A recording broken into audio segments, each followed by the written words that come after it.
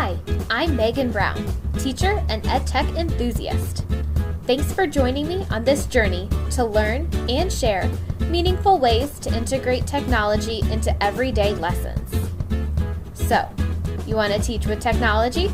Let's get started.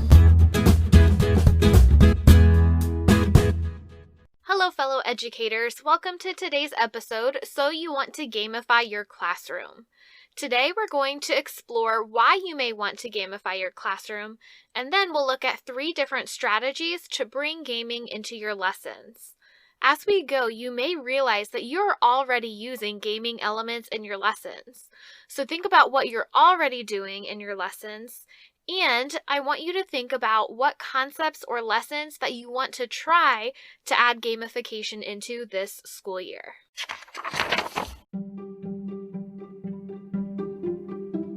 I first want to look at why you may want to gamify your classroom.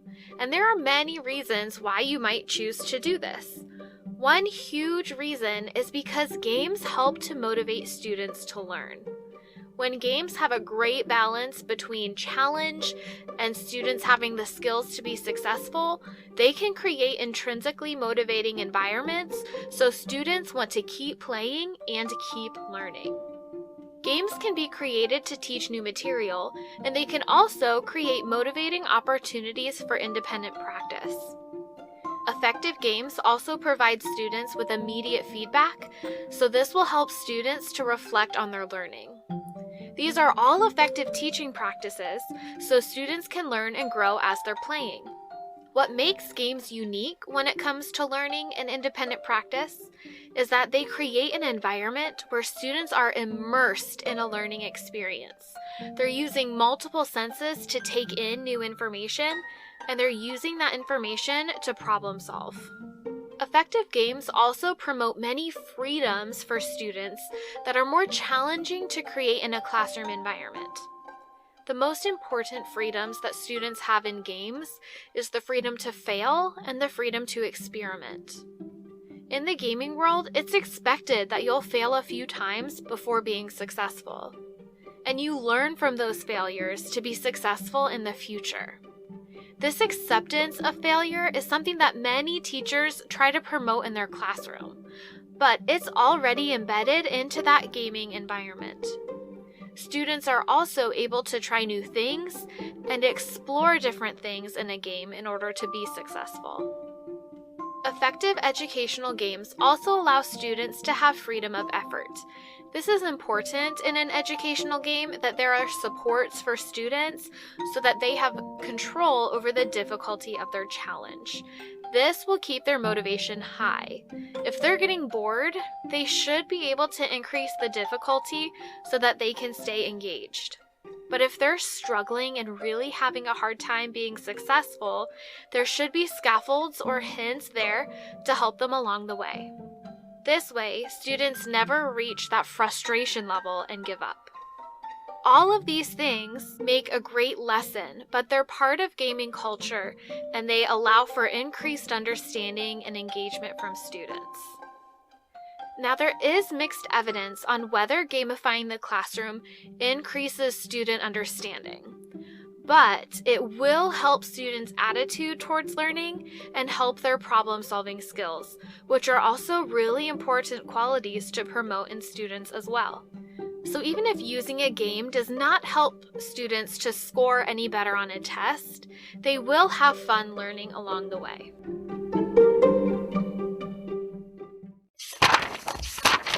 So now that we know why you might want to gamify your classroom, we're going to look at how you can do this.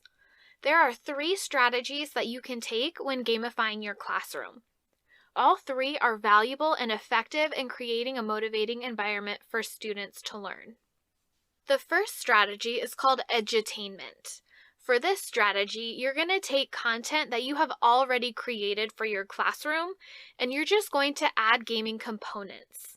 So if you have a lesson or a worksheet already created, you can create a gaming feel when completing the activity. You can add points for questions students get correct, or rewards for completing the activity, so it creates a game-like environment. I do this all the time to motivate students, especially in my remedial math curriculum. Students don't particularly like the program, so we created a gaming environment. They complete a page of their packet, and as soon as everything is correct, they go up to the smartboard and pick a number. They click on whichever number they want, and under one of the numbers, there'll be a figure, meaning that they won and they get a piece of candy. So this is just an easy way to add fun elements into traditional work. I don't suggest doing this all the time because the novelty will wear off, but it's effective in motivating students every now and again. Some online examples of games that you can use in your classroom are Prodigy for math and Legends of Learning for math and science. With these games, students battle each other or battle enemies in the game. In order to do damage to their opponent, they have to answer a question correctly. Another option for any subject is the website Classcraft. This has a game skeleton that you add lessons into. You plan everything out, so both lessons and practice, and it takes students through a narrative until they complete the game. Also, things like Kahoot, quizzes, or Quizlet, those are all examples of gamifying your classroom. These bring points and leaderboards into practice problems. My coworker Jess actually used this strategy to create a game to teach her soil unit. I interviewed her to speak a little bit about her game, and as she's explaining, think about a lesson or a unit that you could gamify in the same way. Hello, my name is Jessica Montunis, and I am a 6th grade science teacher. So what made you want to create a game for your classroom? Basically to boost engagement, so instead of just doing the same old, here's a worksheet, we're going to read, now we're going to do this lab, I just wanted to kind of take it to another level. Awesome. What were the steps that you did in order to create your game? The first thing I did is I started with a small unit, so it wouldn't be too overwhelming. So that was like the first step, was choosing the content. And then the next step was kind of like setting it up as giving it a reason, or like kind of like a big project at the end. So like the whole premise of the game was that the Earth was being destroyed by aliens, and the humans had to save the planet and save the soil. And so the whole unit is about soil, and they learn about like soil composition and the different layers. Awesome. So can you describe how students play the game? Like, what do they do exactly? How did you make it kind of a gamified unit? So the game is on Schoology, and like I said, it starts with kind of like an introduction to the game, like what's the scenario, what's happening, and what their kind of end mission is. And then on Schoology, it is just a series of folders, and then in each folder is a level. And basically they have to work through each level, and like each level has like different missions and then a final boss battle, and they have to complete everything in sequential order. So like they can't move on to the next thing until they've completed the one before that. And then so they work through the different levels, and there's a total of 5 levels with a final boss battle, like a final mission, and then there's also like some Easter egg extra credit activities. Oh, very cool. So how did the students react when you introduced the game? So when I first introduced it and I told them we'd be playing a game, of course they were all like, what? That's all? They were super, super excited. But then they were like, wait, is this going to be like schoolwork? And of course it's going to be schoolwork. But they were really into it. And I think the thing that they really, they liked the storyline. They liked the, completing levels. Like, oh, I'm on level 2, I'm on level 4. They liked the boss battles. They liked the Easter eggs. So the whole concept was, they were into it. Good. Yeah. And do you think it helps student understanding at all? Do you think having them be really motivated and enjoying it help them learn the material better? I think so. From the year before, I would say the engagement was definitely higher, and the test scores were higher too. Obviously, there could be lots of factors that go into it, but that's all the data I had to go off of. So, well, very cool. So would you recommend teachers try a gaming strategy in their class? Absolutely. Well, thank you so much for talking. Yeah, no problem. Hopefully, now you have an idea or two on how to use this kind of game in your classroom. So let's take a look at the second option. The second strategy to gamify your classroom is to repurpose an already created game in order to add an educational focus. You could take a game like Sims or Minecraft and have students focus on a particular educational aspect. The game Sim City, for example, has players act as the mayor of a city. This is a game created for entertainment purposes, but you could have students play it to spark discussions about politics and the economy based on their experiences as mayor. Minecraft also has an education edition. This is the exact same game as Minecraft, but it has already created lessons that you can use in your classroom. They're even organized by subject area. For example, in science, students can explore what it's like to be inside a cell. When you enter that world, there's a cell created for students to explore. You can also have them create their own cell models using the features in the game. If you don't like the lessons that are already there, you can create your own lessons for students to play as well. In these games, students are learning the material through playing the game, and this is really the most beneficial way to gamify your classroom, but you can use games to practice learned material as well. I do this all the time with pre-created board games. I'll use the exact board game, but I'll modify the rules so that students are picking cards that I create that have practice questions on them. For example, I've used games like Chutes and Ladders or Trouble, where in order to move the number of spaces that you rolled, you have to answer the question correctly from a deck of cards I created. This brings a different and more entertaining spin on practicing new material. The third strategy to gamifying your classroom is to design a unique game with an educational purpose. What makes this strategy unique is it allows for the learning to be part of the game, and you can create your own original idea that will best teach your content because you have complete control over the game. You can create a board game, or you can code an online game using a tool such as Scratch, Construct, or Unity, to name a few game-making softwares. These tools do require you to code the game, which can be overwhelming, but it also gives you complete control to create the exact game you have planned. Most of these tools also help you code by providing scaffolds, such as drag and drop coding, to make it easy for beginners. This is a great way to create a unique and engaging game to teach exactly what you want. Now, it will take a long time and a lot of work in order to create, so if that's something you're not ready for, that is okay. And if you want to learn more about this option, feel free to email me at the number 2, teachwithtech@gmail.com, and I would love to help you get started. There are other ways to create games for your classroom. I spoke with someone who created an engaging game for her students that did not involve technology and still engaged her students in learning.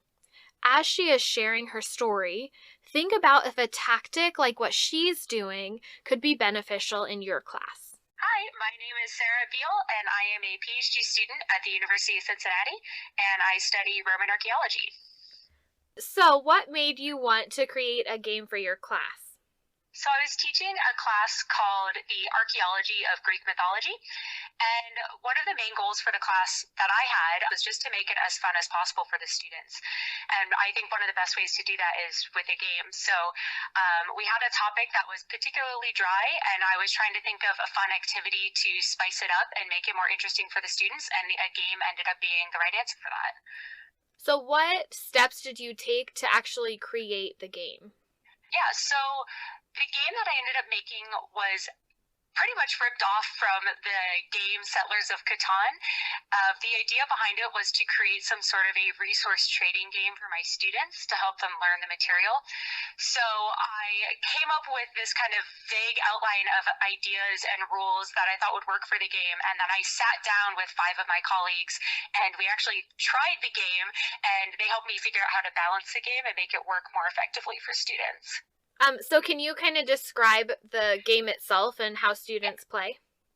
Sure. So the game that I designed was for a class where we were learning about the palaces during the Bronze Age in Greece, and the goal was for students to understand the relationship between those Bronze Age palaces and the events of the Trojan War. And so what I wanted to get across to the students is I wanted them to think about the different palaces that send ships to Troy for the battle. And these are described in Homer's Iliad, where he lists out every single city-state that sent ships to Troy, which is a very boring part of the story, but a really important one for students to learn. And so I was trying to think of a way to make this a more interesting thing for them to learn. So we first divided students into groups. We had 60 students in the class. So we divided them into 15 groups of 4. And each group of 4 was given a section from Homer's description of the different palaces that sent ships to Troy.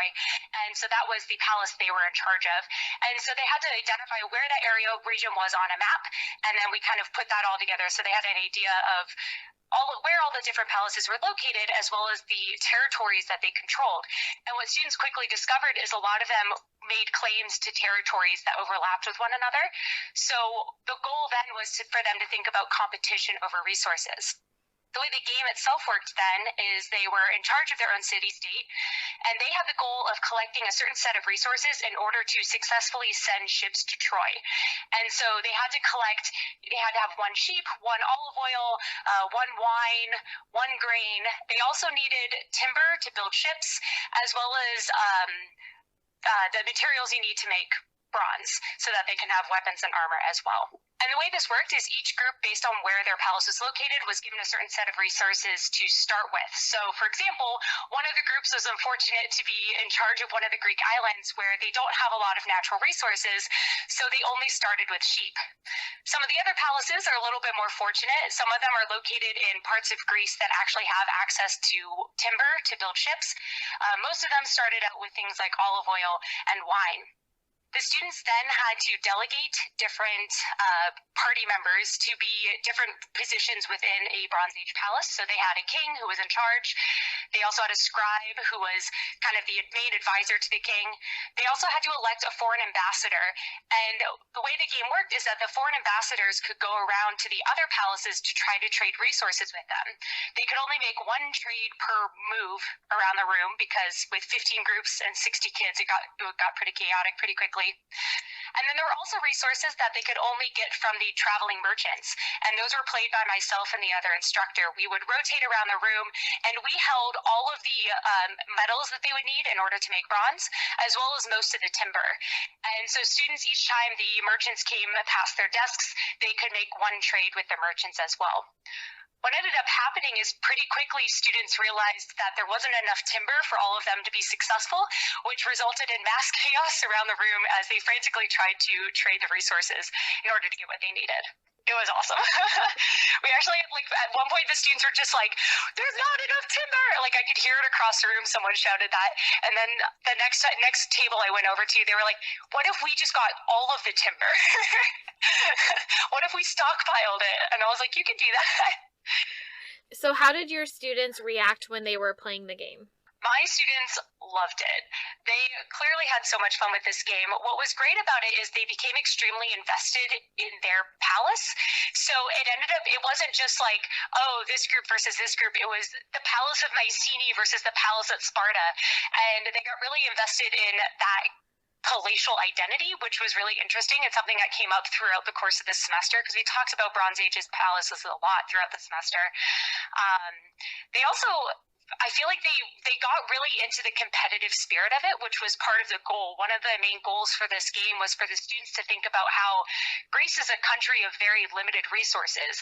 So when we think about the Greeks sending 1,000 ships to fight at Troy, that's no small task. And so I think it really got them to think about how competitive these palaces would have to be in order to control the limited resources that are available to them. The students got extremely invested in it, and the result at the end is we ended up having this incredible discussion about access to resources and what that would look like in the Bronze Age. We had a great conversation about the importance of trade, foreign trade, to supplement that. So they really understood the point of it, which was great. Yeah. So do you think it helps student understanding? Oh, absolutely. I think the students, we could have just, told them this in a PowerPoint presentation, been like, all right, here's all the palaces, you can see where they're located, and they have to compete for resources. And they would have understood the concept.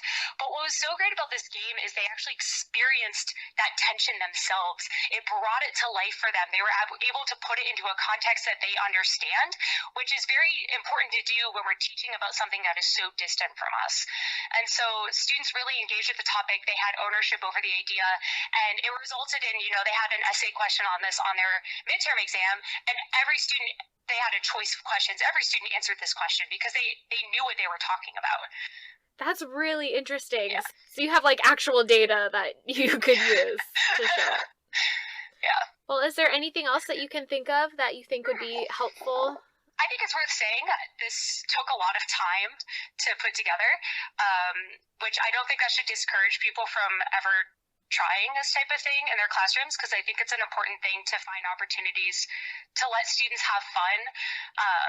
But it was extremely time consuming. I had to make all these little resource cards with printed out cartoon pictures of sheep and olive trees on them, and and balancing the game was extremely difficult and required some thinking. And so it really helped to collaborate with other people. I had some ideas about how I would balance the game, because I made it so that timber was worth 2 of one of the other resources. So they had to trade, for example, 2 sheep for 1 timber. And I had just kind of come up with those numbers randomly, but hadn't really thought about the logistics of how that would work, how many resources they'd have to start with in order to make that happen. And so having people to collaborate with was extremely helpful. So asking for help, I think, is really important when you're trying to do something like this. And we just practiced it with the group of 5 of us, and quickly realized that the way I had originally balanced the game was not going to work, because one of the palaces, I think Sparta, ended up very quickly winning the game. And it was like, okay, that wasn't quite the point. Okay. That wasn't quite the point. So, it helped to have those other people to play it through it with, and then talk through kind of how we would balance the game so that it went more smoothly in the classroom. And it's still, in the end result, some of the students, it was very easy for them to collect resources, and some of them really struggled, which was also part of the point. So awesome. Well, thank you so much for taking the time to talk with me. Thank you. This is a great topic. So we looked at 3 different strategies that you can gamify your classroom with. The first strategy is to take a pre-planned lesson and add game-like elements. The second is to take a game that's already available and add educational elements to it. And the third option is to create something completely from scratch that teaches exactly what you would like to teach. All 3 are great strategies that you can use, but I have a couple tips on when you're gamifying your classroom. First, if you're creating a game for your classroom, you really want to keep balance in mind. It's important that you're balancing the educational aspects and the fun aspects of the game. This was a difficult pill for me to swallow when I was learning about educational game design. Being a teacher, it seemed obvious to me that the educational aspects should take the foreground. If you do this, though, and the game is not actually enjoyable for students, is there a point to creating the game? What makes this learning strategy unique is how it intrinsically motivates students. If the fun aspects are lacking, then the point of having a game is moot. Next, when you create a game, make sure you have coworkers, friends, or family test the game before you play it with your students. There are usually going to be issues that you have not thought about or prepared for, so finding these issues quickly and having time to modify the game before you play with students is invaluable. And lastly, when creating a game, it's important to immerse learning opportunities within the game itself. There is a lot of value in creating games that allow students to practice information, but if you really want students to have a better experience learning the material, learning should be embedded in the game itself. Games allow for students to experience the world they're playing in, so if they're learning new information from that world, it can really help students hold on to that material. This is not an easy task, and it will take a lot of practice implementing games into your classroom. But if done correctly, it can completely revitalize a lesson and students' attitudes to learning, just like the example that Sarah talked to us about. Now that you have heard 3 different strategies on how to implement games into your classroom, and you've learned some tips on doing so, I want you right now to think of a topic that you teach and pick which of the 3 strategies stuck out at you, and make a goal right now to include gaming into one lesson this semester. I would love for you to share your plans to gamify your classroom or ways that you're already including games into your classroom with the 2 Teach with Tech community on Facebook, Twitter, Instagram, or YouTube at the number 2 Teach with Tech. I am so excited to see your games and get more ideas on games I can include in my own classroom. Before we go, I cannot believe that next week is the last episode of Season 1 of So You Want to Teach with Technology. The next episode, we're going to look at ways to engage students in an online environment. So if you have anything specific that you want answered, or you want to share how you're engaging students in an online environment, please email me at the number 2 teachwithtech@gmail.com. And please tell your friends or your colleagues if you are loving this podcast. Also, it would be great if you could give it a review because this is extremely helpful in getting the word out about our podcast. So I can't wait to chat with you again next week, but until then, please remember what Ralph Koster said. That's what games are in the end, teachers. Fun is just another word for learning.